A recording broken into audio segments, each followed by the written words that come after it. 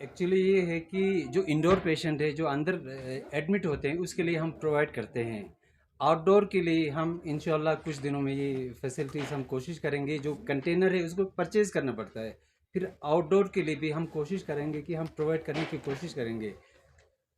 तो उसमें यही हम इतना कर सकते हैं कि परचेज़ करके हम लाएंगे। उसमें थोड़ा जैसे आप लोगों को पता है कि गवर्नमेंट के प्रोसीजर में कुछ प्रोसीजर फॉलो करना पड़ता है, तो थोड़ा टाइम तो लगता है। तो सर कुछ अल्ट्रासाउंड। है ना, आगे जाके इम्प्रूव होगा, ये भी होगा, इम्प्रूव हो जाएगा। जी जी, अल्ट्रासाउंड और एक्सरे वगैरह में ये कह रहा है कि जो बाजार में जहाँ पे प्राइवेट किया जाता है उसके बराबर यहाँ से फीस दिया जाता है अस्पताल के अंदर। हॉस्पिटल के अंदर, हॉस्पिटल के अंदर जो भी हॉस्पिटल होगा उसमें हर चीज़ का रेट फिक्स होता है। जैसे आपका सीटी स्कैन होगा, डिजिटल एक्सरे होगा, अगर वहाँ पे जो कोड किया हो उस एक्सेस में अगर जाता हो तो आप मुझे बोलिए, कोई अगर मेरे पास आ भी सकते हैं मेरे ऑफिस में, वो भी वही क्लेरिफाई कर दूंगा। फिर अगर जो कमेटी ने जो रेट सेट किया हो वो तो देना पड़ेगा। फिर रिव्यू कर सकते हैं, अगर वहाँ सस्ता होगा यहाँ महंगा होगा तो ये गवर्नमेंट सेटअप है तो वो हम रिव्यू करेंगे। सर उसके अलावा जो सराई के इशू है सर। उसके अलावा जो आयुष्मान भारत में ये सारा इंडोर पेशेंट्स के लिए सारा फ्री होता है, चाहे वो सीटी स्कैन हो, चाहे आपका एक्सरे हो, वो सारा इन्वेस्टिगेशन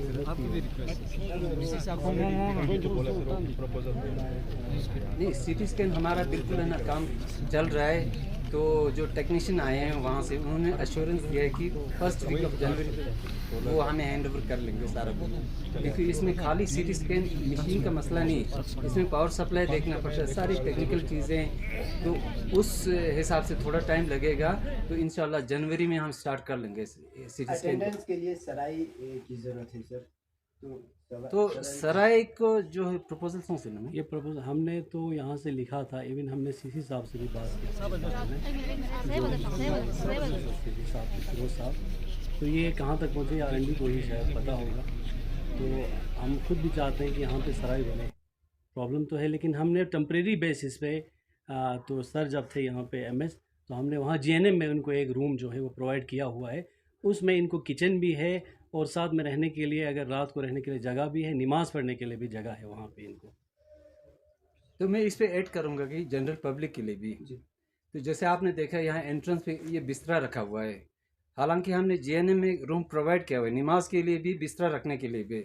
लेकिन लोगों को यही दिक्कत है कि वो 100 मीटर दूर है तो वहाँ कोई ले नहीं रहा है। तो फैसिलिटीज़ हमारे पास है, लोगों को भी थोड़ा तकलीफ उठा के थोड़ा वहाँ तक लेना पड़ेगा ताकि हमारा अपना हॉस्पिटल काफ़ी नीट एंड क्लीन लगे। ठीक है ना, तो पब्लिक को यही है कि वो भी ताउन करे तो जी, जब हमारा तक पब्लिक हॉस्पिटल बेटर बन पब्लिक सकता है। साथ नहीं देगा हॉस्पिटल कभी नहीं हो सकता है। सामने आया कि यहाँ पे कुछ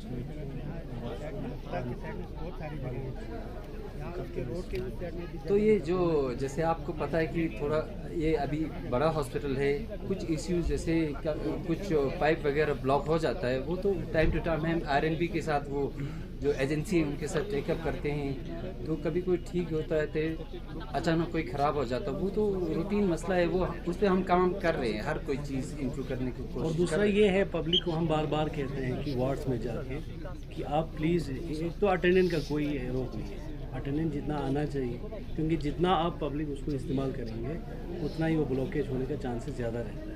दूसरा ये है कि उसमें सैनिटरी पैड्स वगैरह और यूटेंसिल्स वहाँ पे होते हैं, और हम जो भी वहाँ पे चीज़ निकलता है वो वहीं पे हमने डस्टबिन रखा हुआ है, एक तो ब्लैक और ग्रीन, उसमें वो नहीं फेंकते हैं, सीधा जाके सिन में या कमोड में उसको डाल देते हैं। एक कारण ये भी है बंद होने का।